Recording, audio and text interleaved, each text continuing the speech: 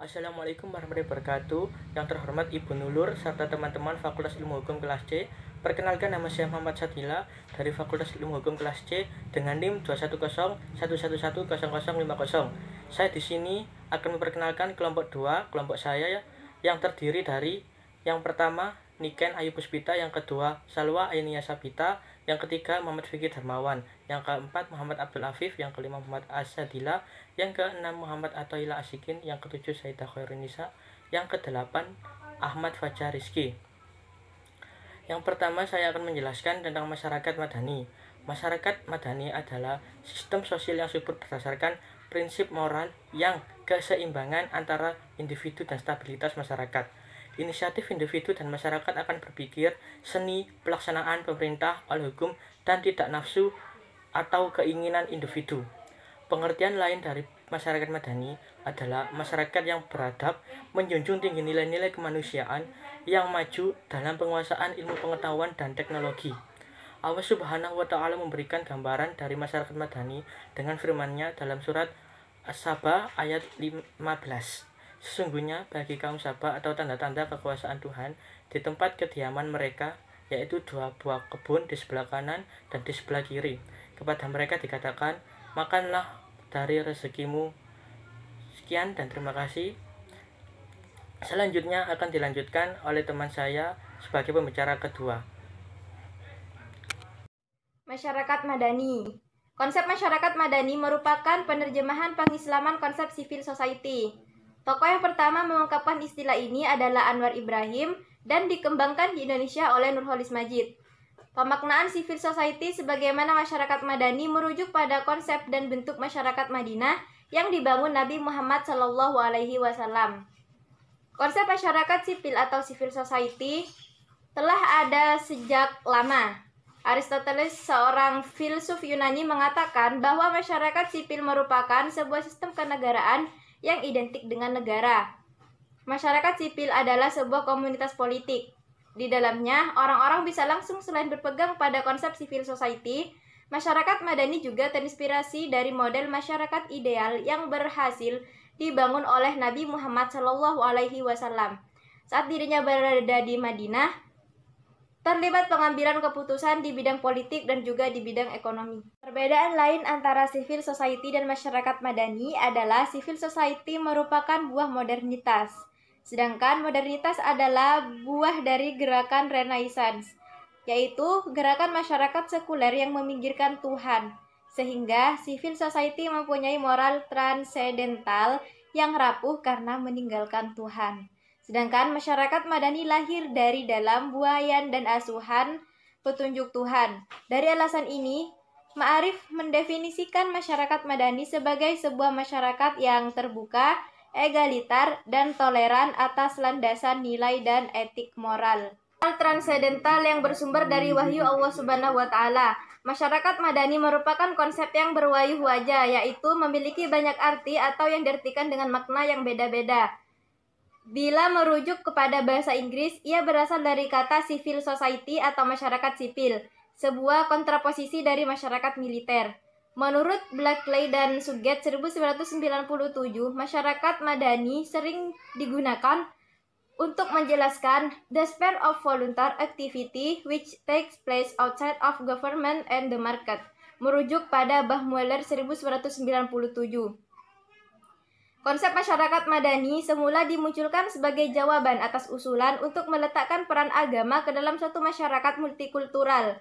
Multikultural merupakan produk dari proses demokratis di negeri ini yang sedang berlangsung terus-menerus, yang kemudian memunculkan ide pluralistik dan implikasinya kesetaraan hak individual.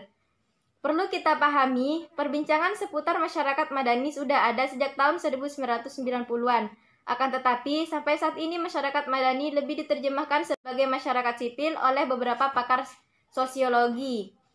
Untuk lebih jelasnya, kita perlu menganalisa secara historis kemunculan masyarakat madani dan kemunculan istilah masyarakat sipil agar lebih akurat membahas tentang peran agama dalam membangun masyarakat bangsa.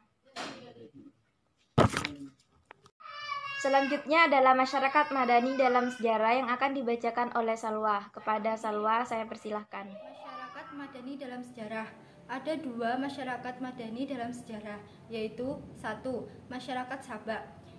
Masyarakat di masa Nabi Sulaiman, di mana keadaan masyarakatnya saat itu sesuai Al-Quran, mendiami suatu negeri yang baik, subur, dan nyaman. 2. Masyarakat Madinah.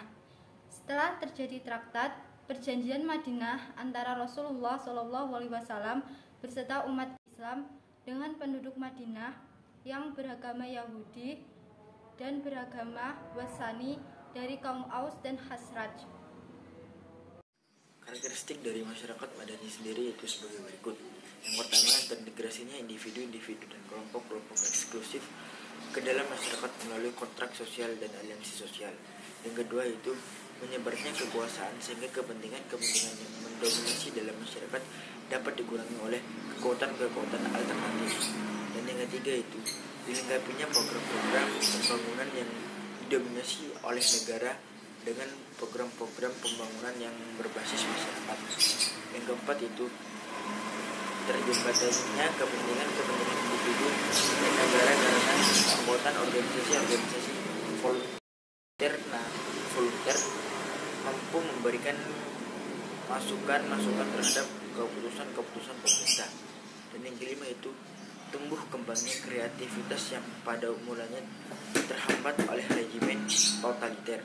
Yang keenam itu melusnya kesetiaan atau loyalty dan kepercayaan sehingga individu-individu mengakui keterkaitannya dengan orang lain dan tidak mementingkan diri sendiri. Dan yang ketujuh itu adanya pembebasan masyarakat melalui kegiatan lembaga-lembaga sosial dengan berbagai ragam perspektif. Kedelapan itu bertuhan, artinya bahwa masyarakat tersebut adalah masyarakat yang beragama, yang mengakui adanya Tuhan dan menempatkan hukum Tuhan sebagai landasan yang mengatur kehidupan sosial. Yang kesembilan yaitu damai, artinya masing-masing elemen masyarakat baik secara individu maupun secara kelompok menghormati pihak lain secara adil. Yang ke-10 yaitu tolong menolong tanpa mencampuri urusan internal individu lain yang dapat mengurangi kebebasannya. Yang itu toleran. Toleran artinya tidak mencampuri urusan pribadi pihak lain yang telah diberikan oleh Allah sebagai kebebasan manusia dan tidak merasa terganggu oleh aktivitas pihak lain yang berbeda tersebut. Yang ke-12 yaitu keseimbangan antara hak dan kewajiban sosial. Yang ke-13 yaitu berperadaban tinggi, artinya bahwa masyarakat tersebut memiliki kecintaan terhadap ilmu pengetahuan dan memanfaatkan kemajuan ilmu pengetahuan untuk umat manusia. Yang terakhir yang nomor 14 yaitu berakhlak mulia. Sekalipun pembentukan akhlak masyarakat dapat dilakukan berdasarkan nilai-nilai kemanusiaan semata, tetapi kerelatifan manusia membuat konsep akhlak juga terbatas pada kerelatifan. Dari beberapa tips tersebut, kiranya dapat dikatakan bahwa masyarakat Madani adalah sebuah masyarakat demokratis di mana para anggotanya menyadari akan hak-hak dan kewajiban dalam masyarakat dalam menyuarakan pendapat dan mewujudkan kepentingan-kepentingan di mana pemerintahannya memberikan peluang yang seluas-luasnya bagi kreativitas warga negara untuk menunjukkan program-program pembangunan di wilayahnya. Sekian, terima kasih. Assalamualaikum warahmatullahi wabarakatuh. Peran umat Islam dalam mewujudkan masyarakat Madani. Dalam sejarah Islam, realisasi keunggulan normatif atau potensial umat Islam terjadi pada masa Bani Abbasiyah. Pada masa itu, umat Islam menunjukkan kemajuan di bidang kehidupan seperti iptek, militer, ekonomi, politik, dan lainnya. Nama-nama ilmuwan besar dunia lahir pada masa itu, seperti Ibnu Sina, Imam Al-Ghazali, Al-Farabi, dan masih banyak yang lainnya. Kualitas sumber daya umat Islam.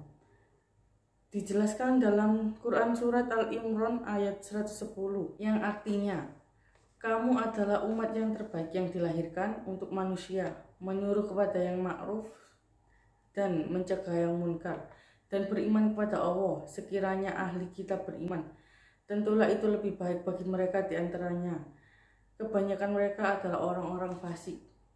Dari ayat itu sudah jelas bahwa Allah menyatakan umat Islam adalah umat yang terbaik dari semua kelompok manusia yang Allah ciptakan. Posisi umat Islam, SDM umat Islam saat ini belum mampu menunjukkan kualitas yang unggul. Karena itu, dalam percaturan global, baik dalam bidang ekonomi, politik, militer, maupun ilmu pengetahuan dan teknologi, belum mampu menunjukkan perannya secara signifikan. Di Indonesia, jumlah umat Islam kurang lebih 85%, tetapi kualitas SDM-nya masih sangat rendah. Terima kasih. Assalamualaikum warahmatullahi wabarakatuh. Perkenalkan, nama saya Ahmad Fajar Rizky dari kelompok 2. Di sini saya akan membahas tentang sistem ekonomi Islam dan kesejahteraan umat. Dalam ajaran Islam, setiap perilaku atau perbuatan manusia ataupun masyarakat di situ adalah perbuatan sosial. Dan ekonomi dalam Islam tersebut harus berlandasan kepada tauhid atau keesaan Allah. Kenapa? Karena sesuatu yang kita miliki di dunia ini tidak mutlak, hanyalah titipan atau sementara seperti itu. Islam mempunyai dua prinsip. Yang pertama, tidak ada seorang pun yang boleh mengeksploitasi dari orang lain. Dan yang kedua, tidak ada salah satu masyarakat pun atau sekelompok manapun yang boleh memisahkan diri dari orang lain dengan tujuan membatasi sosial ekonomi di kalangan tersebut. Dijelaskan dalam surat Al-Su'arat ayat 183 yang artinya, janganlah engkau merugikan orang lain dan janganlah engkau merajalela dan merusak kerusakan di muka bumi. Dari ayat tersebut dapat disimpulkan bahwa kita itu tidak boleh semena-mena, karena setiap individu mempunyai hak-hak tertentu seperti itu. Dan janganlah kita membuat kerusakan di muka bumi dikarenakan tidak ada hubungan sosial seperti itu. Dalam ukuran tauhid, manusia itu boleh menikmati kekayaannya atau penghasilannya sesuai dengan kebutuhan mereka dan tidak boleh berlebih-lebihan seperti itu. Sesuai dengan firman Allah Quran Surat An-Nisa ayat 114 yang artinya, tidak ada bisikan-bisikan yang lebih baik dari bisikan-bisikan orang yang menyuruh untuk memberi atau bersedekah, dan tidak ada bisikan yang lebih baik daripada orang-orang yang menyuruh untuk berbuat perdamaian atau memperdamai seseorang seperti itu. Apabila ada salah satu orang yang melakukan hal tersebut atas keinginan dan mengharap ridha Allah, maka mereka kelak akan diganjar dengan ganjaran yang besar seperti itu. Mungkin sekian dari saya, Ahmad Fajar Rizky. Apabila ada kata-kata yang salah, saya akan menjelaskan tentang manajemen zakat, pengertian dan dasar hukum zakat. Zakat adalah memberikan harta yang telah mencapai nisab haul kepada orang yang berhak menerimanya dengan syarat-syarat tertentu. Nisab adalah ukuran tertentu dari harta yang dimiliki mewajibkan dikeluarkan zakat, sedangkan haul adalah perjalanan segenap 1 tahun. Dari sudut bahasa, kata zakat berasal dari kata zaka yang berarti berkah, tumbuh, bersih, dan baik. Segala sesuatu yang bertambah disebut zakat.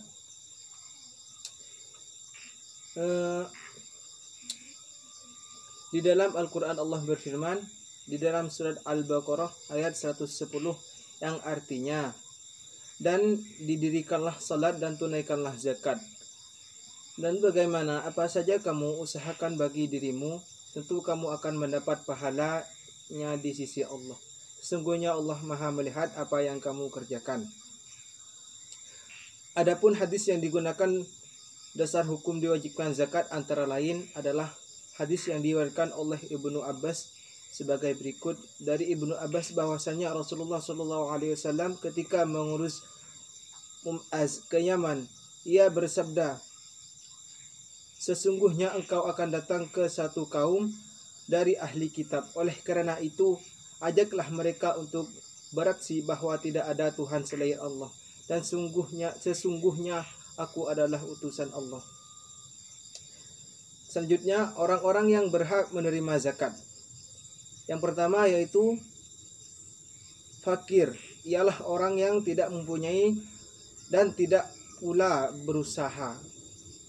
Yang kedua, orang yang miskin, ialah orang yang tidak cukup penghidupan dan pendapatannya ia selalu dalam keadaan kekurangan, seperti orang yang sudah mempunyai pekerjaan tetapi tidak mencukupi dalam kehidupannya sehari-hari.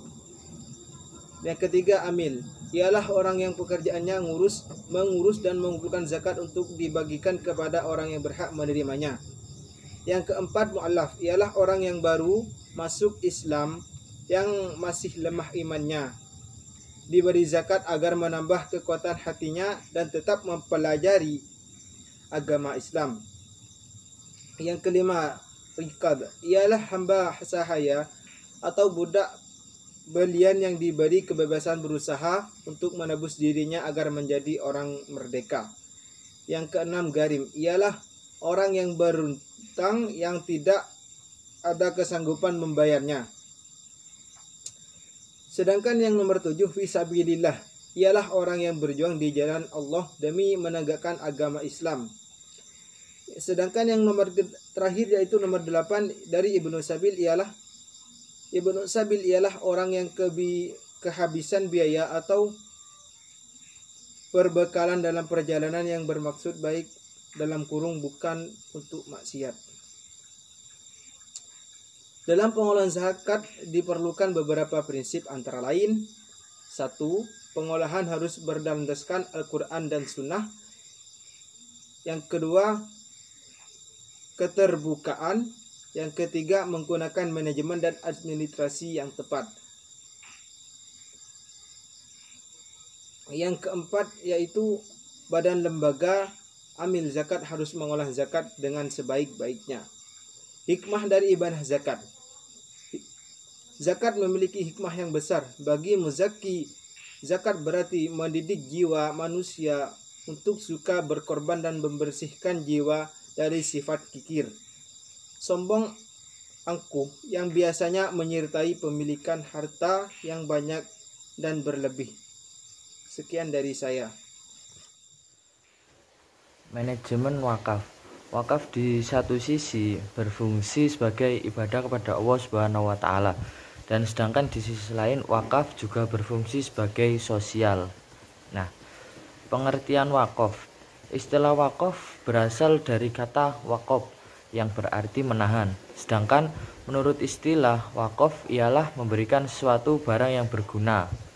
Nah, dari sebagian hadis dari Abu Hurairah radhiyallahu anhu menceritakan bahwa Rasulullah SAW bersabda, jika seorang manusia meninggal dunia maka terputuslah masa ia melanjutkan amalnya kecuali mengenai 3 hal, yaitu sedekah jariah, terus anak soleh yang mendoakannya, dan ilmu yang bermanfaat. Nah, yang kedua, rukun wakaf. Rukun wakaf yaitu yang berwakaf, yaitu syaratnya berhak berbuat kebaikan dan berkehendak sendiri. Sesuatu yang diwakafkan syaratnya kekal dan milik sendiri, bukan punya orang lain. Tempat berwakaf yaitu tempat yang berhak menerima hasil wakaf itu. Syarat wakaf yaitu takbid, yaitu untuk selama-lamanya, tidak terbatas oleh waktu. Tanjis yaitu diberikan waktu ijab dan qabul. Imkan tamlik yaitu dapat diserahkan waktu itu juga. Nah, yang keempat yaitu hukum wakaf. Hukum wakaf yaitu pemberian wakaf jika tidak ditarik kembali sudah diamalkannya, dan pemberiannya harta wakaf yang ikhlas karena Allah Subhanahu wa taala, dan akan mendapatkan ganjaran terus-menerus selagi benda itu dapat dimanfaatkan oleh umum secara baik.